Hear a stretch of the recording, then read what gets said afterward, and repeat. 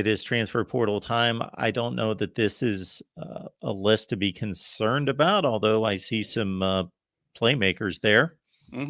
Because everybody is going to lose players. Everybody has lost players, just the way it is. So we'll start with the most publicized, and that's the quarterback, Tyler Van Dyke. No shock. You've predicted it for weeks, and there it is. Yeah, so I'll just go down the entire list because there's only 5 so far that have announced. So the ones that can announce, well, since the end of their regular season, are grad transfers. Those who will have graduated by at the end of this semester and can move freely because they will be graduate transfers. So number 1, Tyler Van Dyke. We're going to go back and talk about him. Number 2 on the list and on the roster, but number 1 in my heart, Donald Chaney Jr. Also wide receiver Frank Ladson. Also tight end Dominic Mammarelli. And then linebacker Corey Flagg Jr. Those are the ones. Did I miss somebody? Jafari Harvey. Oh, yes, sorry. And then Jafari Harvey, sorry, on defense. Also being a grad transfer who has announced. That is correct. So just really quickly, again, all were talented players. All were 4-star recruits in their respective years. Even Mammarelli, who, he was a tight end from Naples. He was mostly a blocking guy, never really developed, wasn't even on the roster this year, didn't participate. So he's kind of doing what Haley Cavender did, where like she and her twin sister retired from basketball, but then Haley, because Haley was the good one, Hannah was the other one. Hannah has retired. Haley is announced she's going to transfer to TCU basketball for next season. So Mammarelli kind of did the same thing where he's not playing this year or didn't play this year, but is going to transfer. Starting at the top, Tyler Van Dyke. Look, he was quarterback 1. He has talent. He has areas for growth, clearly, in reading defenses and being processing information. As many people have said it, and have seen it, when he knows where to go with the ball, he will get it and rip it. When he had the check with me system with Rhett Lashley, it was, okay, coach, where am I throwing the ball? Cool. Boom, bang, boom. So maybe he needs to get back to a check with me type system. But again, a 4-star recruit, started here, had probably 7,000 yards, 6,000 yards passing over the course of his career. I haven't looked it up, but let's look it up then. Unless Mark has it at the ready. No, I was just going to guess. I like to guess these things. Oh, let's go. Well, if he started for 8 games in 21 at like 350 a game, that might be a little hot. 25, 20. He's probably at, he's probably at, I'm going to say 7,600 yards. 7,469. Okay. Yep, over 32 games. Well, yeah, 7,469. His rushing numbers are negligible, but yeah, about 150 off of your guess. So yeah, he was a player. He helped us win some games. Was also part of the problem for losing some games. Again, is a guy with a lot of talent, arm talent, but the inconsistency was the thing. I had said it. I know that when I first said it, Mark was kind of taken aback, but look, you don't have to go home, but the journey together, you got to get up out of here. That's just not, I'm sorry. We're going to have to go in a different direction. And I think that everybody knew that. He was asked before the Boston College game. He was like, oh yeah, so you're playing the bowl game, you're playing next year. And by a journalist, and Tyler was like, well, was it that? He knew already that was going to be his last game as a Hurricane. And I don't blame him for that. But yeah. Yes, Mark. You were high on TVD in 2021. Everybody was high on TVD in 2021. So absolutely. If you had a brain and could watch football and calculate some stats, you were high on TVD in 2021. At what point did it turn for you? When he hurt his shoulder last year. I forget which game it was. It was early, but he got sacked, and he got sacked on his throwing shoulder. I was like, that's your season. That might even be your career, because elbows and knees you can recover from, but the insertion points to like your torso, hips and shoulders. Those are ones that end careers. I've said it before. I'll say it again. This is a really inside baseball because it's a baseball guy, but Justin Thompson was a pitcher for the Tigers, had one of the best arms that God ever put on a human being, but he continued to have shoulder injuries, and his career went from this to nothing that quickly. I mean, he was a big Texan, 6'4", 230. I mean, he had one of the most golden arms I've ever seen, but shoulders are the thing that will ruin somebody. I mean, because of course, overhand throwing motion is unnatural for the human body to begin with. Now you have at that point with the AC joint injury or anything. That's where I thought, or I knew that it was bad when he had that injury. And I said at the time that it was malpractice to continue to play him through the season with that injury. And then from there, so that's where my view of him decreased to begin with. I will say when I was done with him here,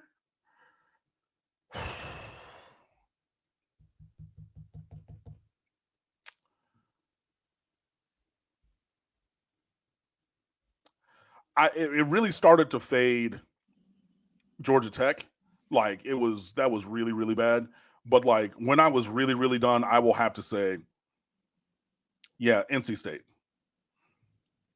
NC State, 20-6, didn't do anything, looked like a deer in the headlights, had no idea. I mean, just completely nothingness. I mean, the Virginia game, not so much because remember I had that work event, so I didn't watch that game like live. I caught I caught the hour condensed, but it was really NC State. That's when I was really like, yeah, no, this is not tenable moving forward.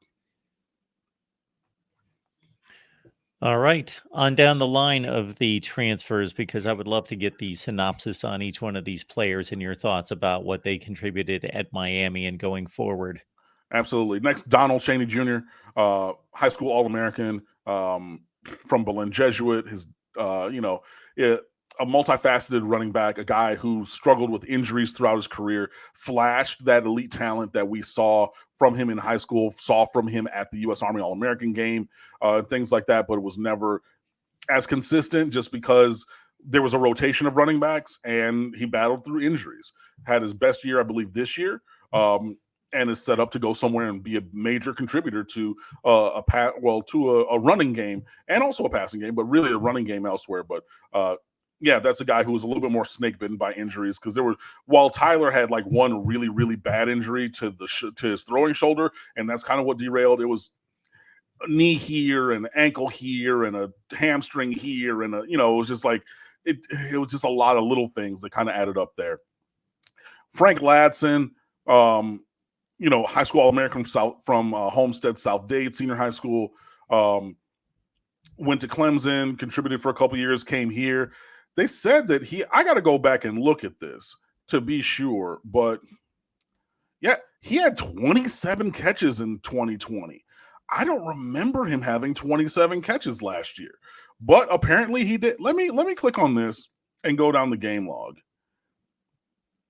Oh, yeah. In the middle of last year, he had 6 against Middle Tennessee, 8 against North Carolina, 5 against Virginia Tech, and 3 against Duke. And then outside of those 4 games, he had 5 catches. So he had 22 catches in 4 games. Did Frank Ladson in 22. He played in all of the games this year. He just played on specials. He didn't really play on offense. So that participation chart or a games chart that you're looking at on the screen is slightly incorrect because, again, he played on specials. But yeah, he had 27 catches, but again, 22 of those came in a 4-game span in 2022. And past that, the biggest thing that he did, the best thing that he did in his career at Miami was recovering that onside kick against Florida State to start the second half of this year's game. Like that was the high point. And even though he scored a touchdown at Virginia Tech in a win last year, correct, I would still say that would be his best contributing thing. So he's another guy who's going to transfer elsewhere looking for playing time. As I said before, Dominic Mammarelli, tight end, mainly a blocking guy, did not participate, was not on the roster with the team this year. and will transfer elsewhere. All these guys that I've mentioned so far, 4-star recruits in their respective years. So if you go back and look, like you'll see that these were guys with talent, but they didn't necessarily work out. Corey Flagg is the next one up, linebacker, who's on the screen. He, I have to give credit, man. This is a guy who played better this year than I think that we'd seen him play, maybe since 21. And he's not good against the pass, but he was incredible against the run. And when we needed to rotate guys in to fit gaps and stop run plays, Corey Flagg was there. And if I had to pick out a play, y'all already know the game-winning 4th down stop against Clemson in overtime, where they do, they're running a little read option or zone read. You figure, okay, if the other linebacker crashes, which he did, are you going to scrape over? Are you going to try to fit that A gap? And he scraped, and he was there. Trent Harris, do your job level there. And Cade Klubnik pulled it, and he looked up and saw that number 11 and said, oh, shit, and tried to get to the outside. And Corey Flagg made one of the defensive plays of the year. And a la a Robert Knowles from years past, that's a throwback. But I know that this is a guy who I and others derided for negative performance throughout the first part of his career, not doing what he needs to do, not being where he needs to be, being a minus athlete, so not being good against the pass or whatever. But when we shortened his list of responsibilities and said, do the few things that you do well. And we got KJ Cloyd. We got Kiko Mawigoa. We got Wesley Basaint. We even will rotate in some of the freshmen who to do the athletic linebacker stuff from sideline to sideline. But we need you to be here and stop the run. Corey Flagg did a darn good job, man. And just like I gave credit to Robert Knowles for improving through the course of his career, I'm going to right here give credit to Corey Flagg for improving as well. And I know he wants to go somewhere. He wants to start. He wants to be the guy, because Kiko Mawinoa was the guy at middle backer this year. Like, Flagg became a rotation guy, and a darn good rotation guy, but I always thought this is the kind of role he should have had. Really did a good job at that, but wants to have a bigger role. So, he's going to go somewhere else. I did Latson, I did Van Dyke, Chaney, Mammarelli, Flagg. I'm going to do Jafari. my best to spell Jafar. Jafari. J-H. There he is. There it is. Jafari. Yes, there it is. Jafari Harvey. Another 4-star, another guy who was a twitchy athlete coming out of high school and everything. And he was fine. He was okay, but clearly got recruited over and clearly got developed over. And as you look at the numbers, 16 tackles, 26, 31, 23, good tackle for loss numbers through the course of his career. Wasn't really the sack guy that we thought he could have been. Had 5.5 last year, which was, his career high. But yeah, he was just, he ended up being a really nice kind of 2A or 1B kind of player. Like, not necessarily a starter, but pretty good for a rotation backup guy. So, wanted it to really click for him, especially going into last year. But yeah, no, Miami has gotten, honestly, bigger, faster, and stronger dudes at the DN position. And where he was a super uber athlete compared to his competition in high school, that uber athleticism never translated up to this level. So he was fine. He was okay. And I mean, I would have taken him back if he wanted to be here as a rotation guy. But also, like I said, with Flagg, he's probably going to look to have a bigger role somewhere else. And I'm sure they could find it at a mid-tier Power 5 or a group of 5 school, but we wish him well in that. And as we end here, we're circling back just so that you see Donald Chaney's statistical numbers, because really strong, played in 11 games as a freshman and then played in 3 games in 21 and 22 combined before coming back and playing in 11 games this year. So yeah, it's just a guy who just injury upon injury upon injury upon injury. But again, these are all guys who are going to be value adds, I believe, to the schools that they transfer to. Now, they might not transfer to a Miami caliber program and be a value add, but if they go, and I know that I'm going, because Miami is a top tier program. I know that our performance has not been there, but just bear with me, guys. But if they go to a mid to lower tier Power 5 or to, any group of 5 school, I think that all these guys can go places and play and be successful. Just look at the guys who've gone elsewhere. Look at the guys who went to Utah State to go play with Bonda out there, like Gervin Hall, 52, I forget his name, Patrick something, who went out there. All the guys who were at SMU with Rhett Lashley, and I know that they're coming up to the ACC, but you know what I mean? I think all of these guys can find somewhere that they can be a value add to programs. So I'm guessing, based on our previous conversations, that at one time you were pretty high on Harvey. Yeah, correct? No, I was coming in. Absolutely. I was high on, look, again, all these guys were 4-star guys. Everyone except for Mammarelli was an All-American, right? So you figure that they're going to be a starting level player and then find their way up. For Harvey, I thought what he did as a junior in 22, I was expecting something like that, like 32 tackles and 5.5 sacks with 7.5 tackles for loss. I was expecting that maybe as a sophomore and then stepping up as a junior. That ended up being his 4th year, and then that was the ceiling for him, So I was, very high on all these guys, but as will happen, just didn't get all the way to the ceiling for the potential that I saw. Patrick Joyner, I don't remember him. That's the guy who transferred to Utah State that I was talking about. Yeah, that was years and years ago. Yeah.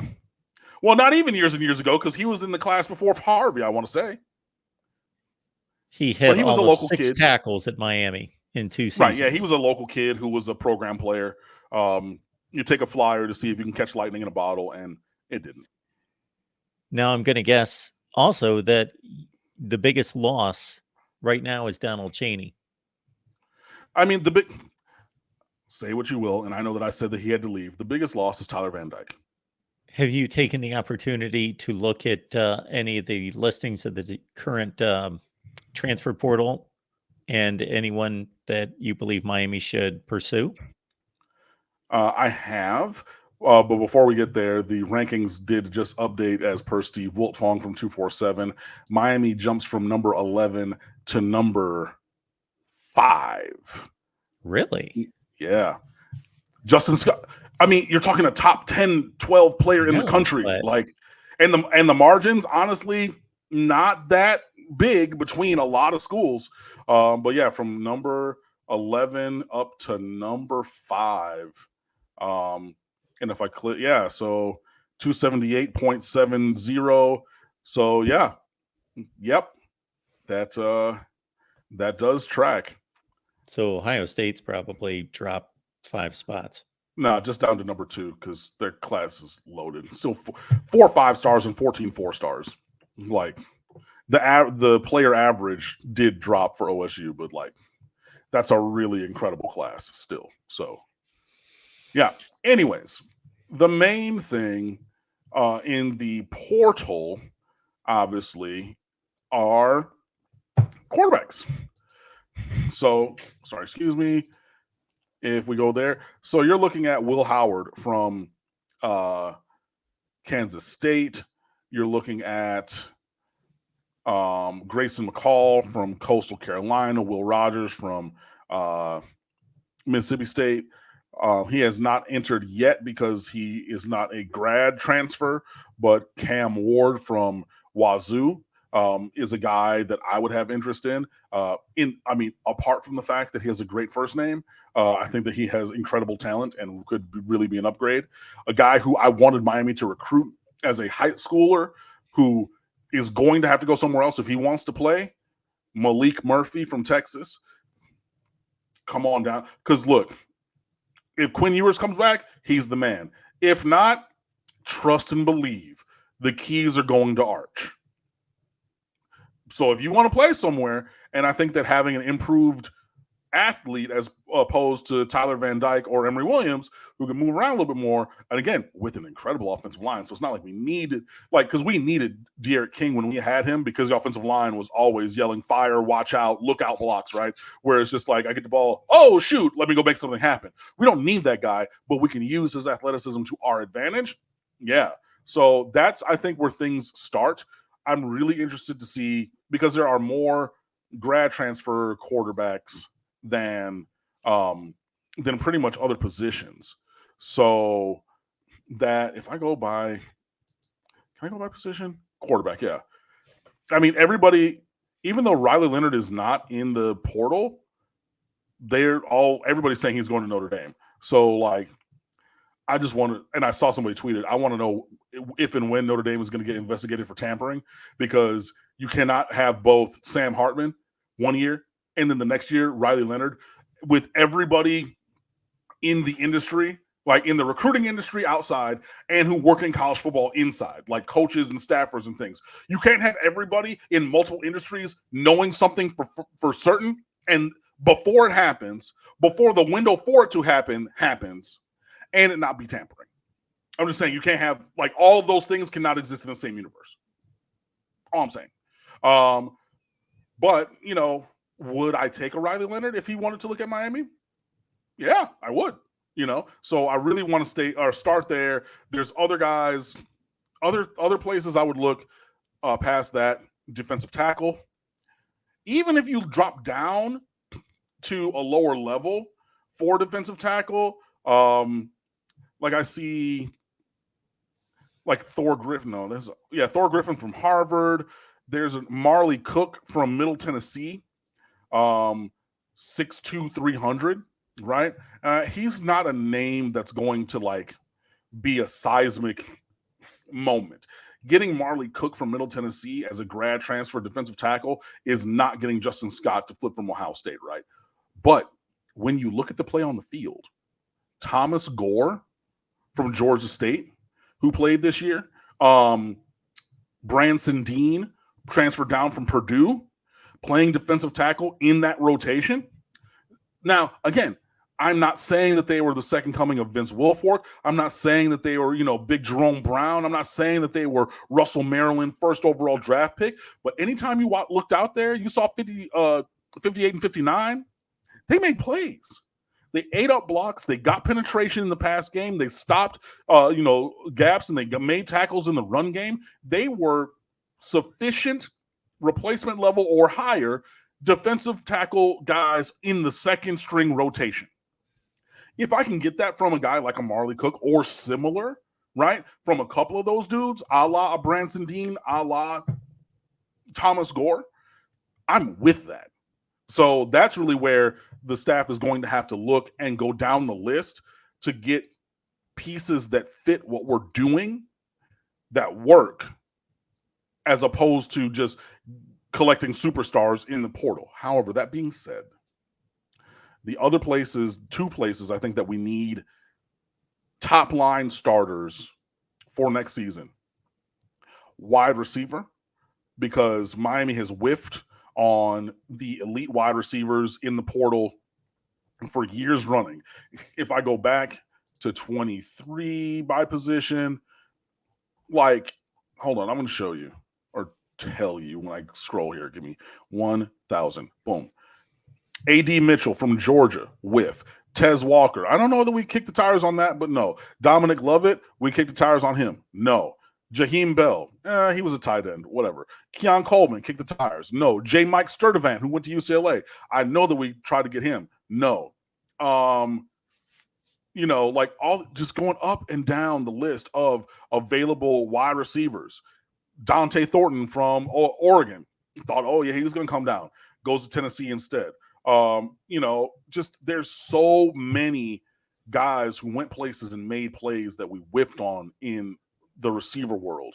So we're going to have to get them, or just get Jeremiah Smith and somebody else in the recruiting class, and I'll be fine with it. But also safety. You're losing both Cam Kinchins and James Williams. I think that we have some good options.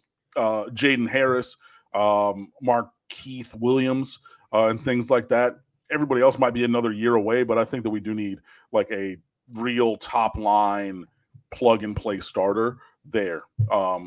So those are my early thoughts on the portal, but we're really going to see it start popping on Monday when underclassmen or players who will not be grad transfers, even if there's their first transfer or whatever, but non-grad transfers can enter starting on Monday. That's really when we're going to start to see things pop and really be like, okay, let me look here and there and everywhere.